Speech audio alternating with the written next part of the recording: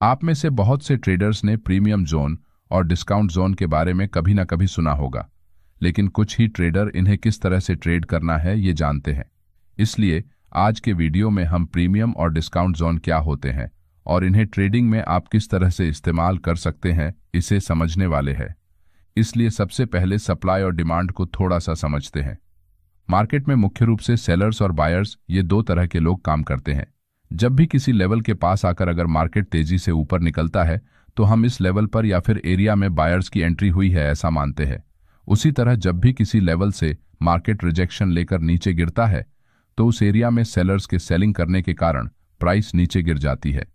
इसका मतलब जब प्राइसेस कम होती है तो बायर्स प्रॉफिट कमाने के लिए कम दामों में बाइंग करना पसंद करते हैं, जिस कारण उस एरिया में बायर्स की संख्या बढ़ने के कारण डिमांड भी बढ़ती है, जिस वजह से सप्लाई से ज्यादा डिमांड बढ़ने के कारण बायर्स हायर लेवल्स पर बाइंग करते हैं और प्राइसेस ऊपर बढ़ने लगती है। उसी तरह एक सेलर्स को तब प्रॉफिट होता है जब वो बढ़े हुए प्राइसेस पर सेल करता है। इसीलिए जब भी प्राइस ओवर वैल्यूड होती है या फिर आसान भाषा में कहे तो प्राइसेस हद से ज्यादा बढ़ जाती है, उस समय सेलर्स बढ़े हुए दामों पर उसे बेचते हैं, जिससे उस एरिया में खरीदने वाले कम और बेचने वाले ज्यादा होने के कारण डिमांड से ज्यादा सप्लाई बढ़ जाती है, जिस वजह से मार्केट नीचे आने लगता है। इसी सप्लाई एंड डिमांड के कॉन्सेप्ट को स्मार्ट मनी कॉन्सेप्ट्स में प्रीमियम जोन और डिस्काउंट जोन कहा जाता है। यहाँ सिर्फ नाम अलग अलग है, लेकिन कॉन्सेप्ट लगभग वही होता है। चलिए अब इस कॉन्सेप्ट को विस्तार से जानते हैं। जैसे कि हमने सप्लाई एंड डिमांड में देखा है कि जब प्राइस कम होती है तो बायर्स बाय करना पसंद करते हैं, तो वही जब प्राइस ज्यादा होती है तो सेलर्स सेल करना पसंद करते हैं, जिससे उन्हें ज्यादा लाभ होता है। अब यहाँ इस चार्ट में प्राइस नीचे से सपोर्ट लेकर तेजी से ऊपर बढ़ने के बाद अपने रेजिस्टेंस एरिया में आकर नीचे जाने लगती है।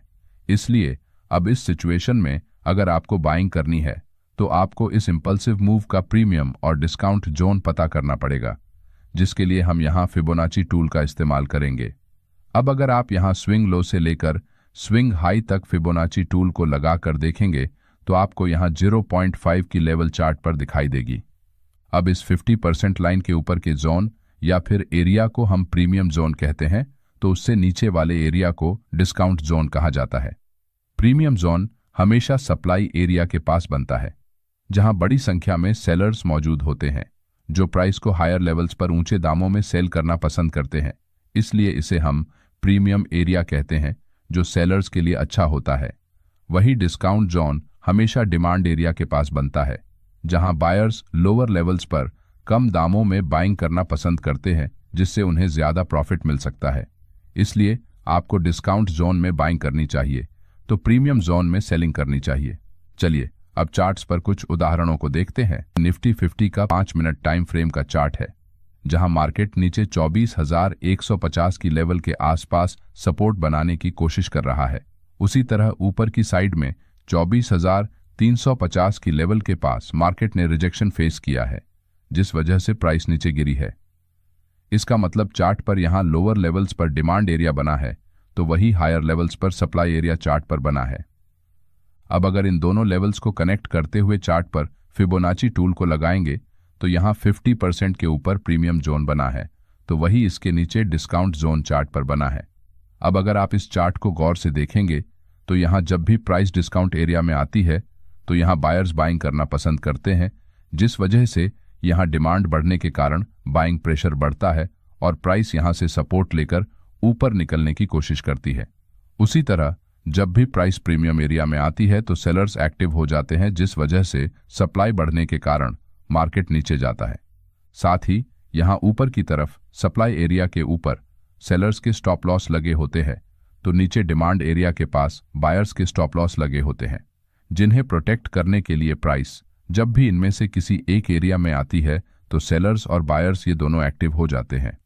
अब 27 तारीख को जैसे ही मार्केट ओपन होता है तो प्राइस हमारे 50% एरिया के पास आकर जैसे ही वहां से नीचे जाती है तो प्राइस को डिस्काउंट एरिया में आता हुआ देखकर यहां बायर्स फिर से एक्टिव हो जाते हैं, जिससे यहां बड़ी संख्या में बाइंग होने के कारण बाइंग प्रेशर बढ़ता है और प्राइस ऊपर निकल जाती है। क्योंकि यहां पहले से जो बायर्स पोजिशनल बाइंग करके बैठे हैं उनके स्टॉप लॉस इस एरिया में ऑलरेडी लगे हुए हैं, जिस वजह से वो अपने स्टॉप लॉस को बचाने के लिए यहां फिर से बाइंग करते हैं। साथ ही प्राइस को डिमांड एरिया में आता हुआ देखकर फ्रेश बायर्स भी इस एरिया में सपोर्ट के नीचे स्टॉप लॉस लगाकर लॉन्ग पोजीशन बनाना स्टार्ट करते हैं, जिससे सप्लाई से ज्यादा डिमांड बढ़ने के कारण मार्केट ऊपर निकल जाता है। उसी तरह जब प्राइस नीचे से ऊपर प्रीमियम जोन में जैसे ही सेलर्स के स्टॉप लॉस एरिया में आती है, तो यहां पर जो सेलर्स अपनी सेलिंग पोजीशन को होल्ड करके बैठे हैं, वो अपने स्टॉप लॉस को बचाने के लिए फिर से सेलिंग करते हैं।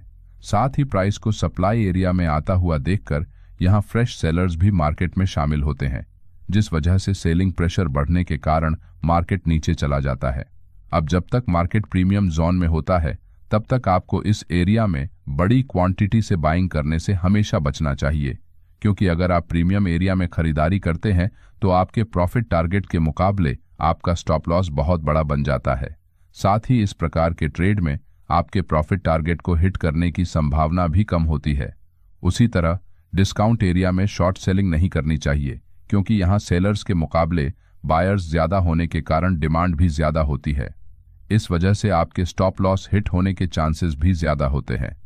लेकिन अगर किसी कारण से मार्केट प्रीमियम जोन को ऊपर की तरफ ब्रेक करके कुछ देर तक उसके ऊपर ही सस्टेन करता है, तो आप यहां लास्ट स्विंग हाई के ब्रेकआउट पर लॉन्ग ट्रेड में एंट्री कर सकते हैं, क्योंकि यहां नीचे प्रीमियम एरिया अब एक सपोर्ट की तरह काम करता है।